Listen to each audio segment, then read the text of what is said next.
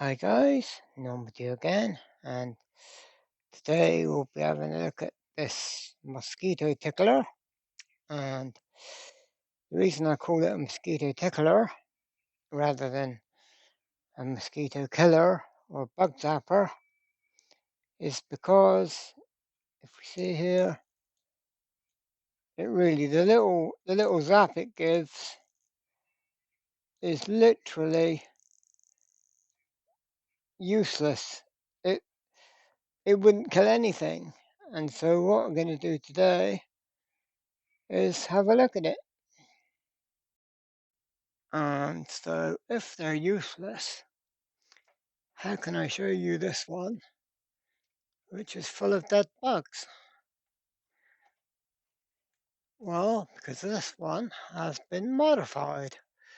So what we're going to do now is we're going to take that one apart and I'll show you what I've done to modify it. Okay, so these do have a lithium battery installed, 18650, and supposed to be 800 milliamps. It does here somewhere. Yes, 800 milliamps. But this one's just been tested and it's 4 milliamps.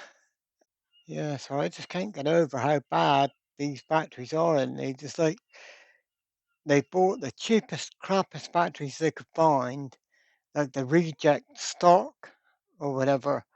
And they say, well, it works for 5 minutes, that's good enough, leave it in. But yeah, okay, so here the unit is. We can see on the bottom it does say there, mosquito lamp, rated voltage 110 to 220. That's wrong. Power supply 5 volt 1 amp. Well, that's probably about right. And there is a screw under here which you can use and take off the safety cage, if that's what we're going to call it. But that's not what we need to do. We need to take this top off. And so we just got to pull on this and that cap comes off nicely. And then here is the capacitor that does all the main work. And here is the connection for the battery, which of course we're going to remove the battery because also with the battery being no good, I mean, there's no real point having the battery in there because it only lasts maybe, well, with that battery, about 10 minutes. But with a decent battery in there, it only lasts maybe at the most sort of 4 hours. So it's useless. So, and also you can see the battery outline there, and that does kind of block some of the light. And so without the battery in there, it does make a much better light.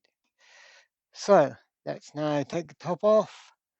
And firstly, we'll change the capacitor. Then we'll do the mod to run it from the USB. Okay, so there's 3 screws, one here, one here, one here.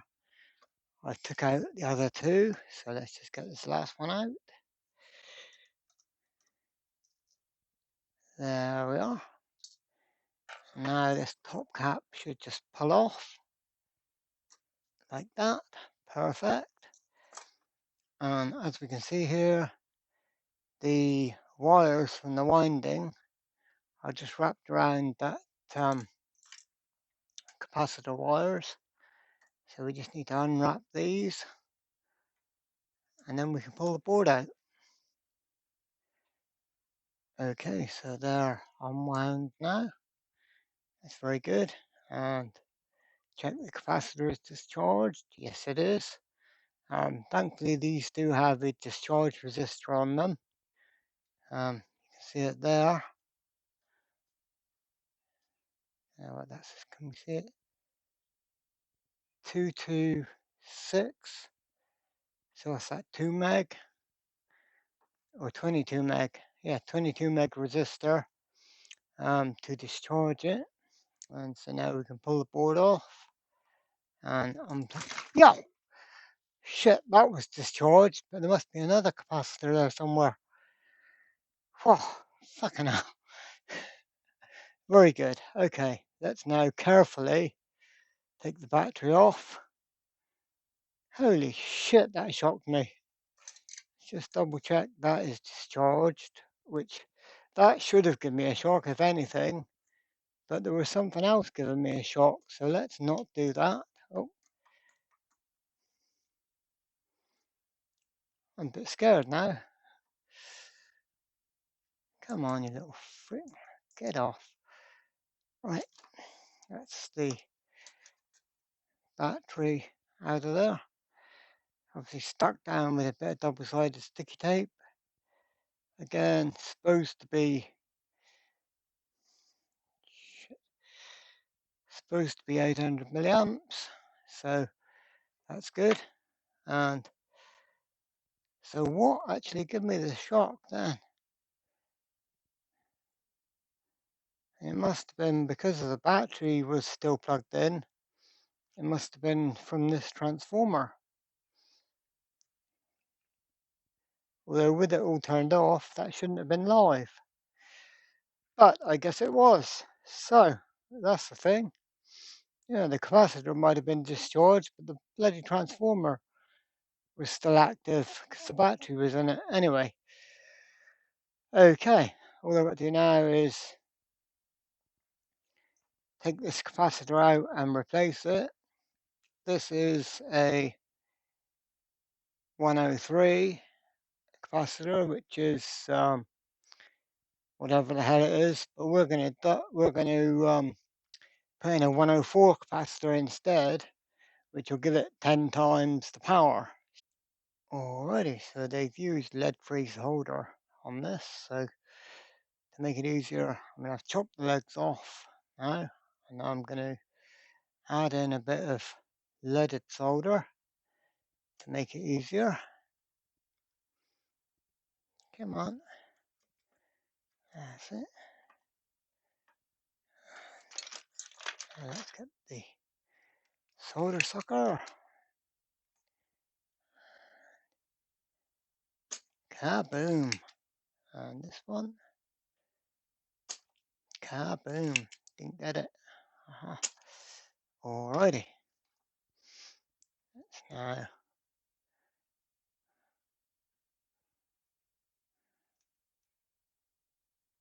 check that. There we are. One and two. Come on. Come out, wherever you are. God, this one's being a bit of a bitch and it doesn't want to come out. Right, throw the board on the floor. Lovely. Okay, so that's out now and the holes are nicely cleared. So I can put in the main cap.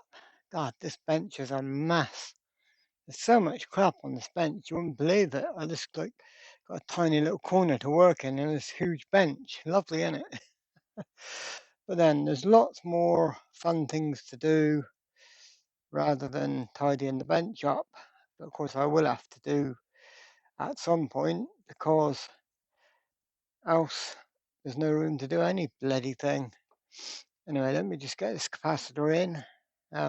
It is in there now. I just need to get it down a bit more and then it'll be good.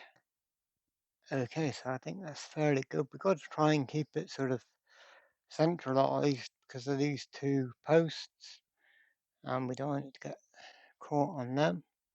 So let's now just solder it. Of course, these legs are going to come around the front. So put them around the front there and then we'll just zoom in on that a bit. Whoa, zooming. Great. Now, let's get some solder on job. Of course, these leads are quite big, so it does take quite a bit of heat. And this is only quite a small solder line at the minute. So that's very nice. This is actually an Antex CS18 18-watt soldering iron and does a lovely job, and I use that for most things. Obviously, if if we're doing bigger jobs that need bigger soldering, then I've got this, which is actually a bit too big. It's a 100 watt Draper soldering iron, 100 watt, and it's got a massive tip on it. It's a huge thermal um, capacity there. So that's good for the big joints and stuff, but it'll bash the tripod lovely. Okay, but yeah, for most of the time, we do use this little, what does it do? Antex upside down. Yeah, the little Antex. A lot of people would think 18 watts soldering iron, oh, that's too small. But it's not, it's just perfect. So anyway, what we need to do now is do a modification to make it run without a battery. And what we've got to do is put a diode between the input of the power socket to the positive of the battery, which is there. So we just got to put a diode there. And we're going to be using for this a 1N4007, but you could use 4003, 4001, or even 4148 diode would do the job. And then we need to lift up one leg of this diode, D3, and I suppose if we were thinking about it, we could take that diode out and use that one to bridge across here. But we're not clever like that, so we're just going to do it the other way. And then, of course, we want to remove this little LED because that is no longer needed. We don't need a charge LED, so we can probably just squiff that one off the board. Oh, they're on very well, these. There we go. That's got rid of that diode, that LED rather. So, yep. So now I just need to get a 4148 diode, link across there, and it will be good. Okay, so here's the 41, no, here's the 4007 diode, 1M4007, and this is quite some old stock I've got, and it's quite hard to do the line, but the line is at the right hand side there, so that's good. We've got to have the right hand side going to the battery terminal and the uh, other side going to the power terminal. And of course they've got lead pre-solder on the board, which doesn't help. Let's add some fresh leaded solder. Come on, okay. And there. Now let's try and pick up the damn diode again. Come here, little fucker. Right, let's check. Focus, please. Focus. Okay, that's the right way around. So let's just, oh, come on. Doesn't help having wobbly arms. Wobbly arms. Get in there. That's quite nice. Okay. Now I just need to bring the other leg in line. Come on. That's okay. And we'll just get some solder on that as I knock more stuff off the bench. Come on. Okay, made a bit of a mess there.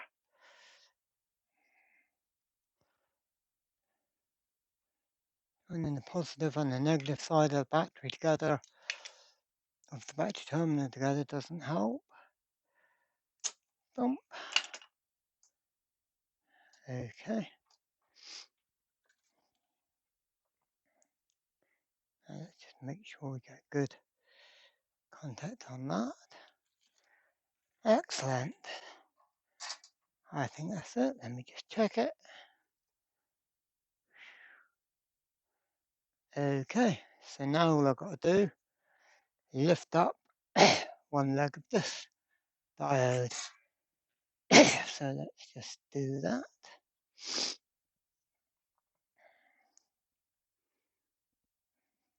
Come on, warm up.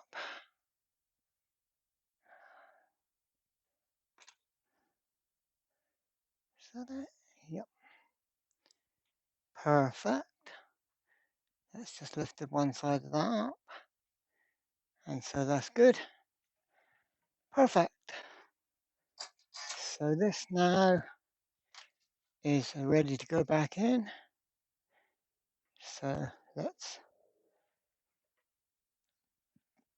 get the wires lined up. Put this on there. That's nice. Now we've just got to wrap these wires around again. Pause. Okay, so that's all twisted. And I've now just got to put it all back together. So, okay, so we just put the last of the screws back in. Zoop, zoop, zoop, zoop, zoop. Ah, that's not good. And another. Okay. And we just need to put the cap on. And this has to obviously get the right way to cover the switch. And there we have it. You wouldn't even know it's been modified. Now let's get the lead and plug it in. Okay, so I've got the little power bank there. And this is now plugged in and on. And we can see now, if I turn the light off here, there's nothing blocking the light. So that's got a very nice glow all the way down. And of course, the main thing we came here for was to see the bang now.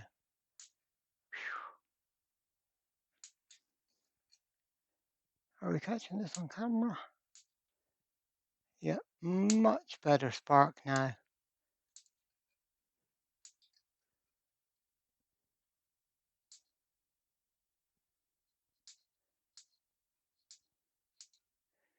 So that's it, and that will now kill the insects instantly rather than the old device where it would just basically tickle them and tickle them and tickle them and not actually kill them, just give them like 6,000 electric shocks and they're still alive.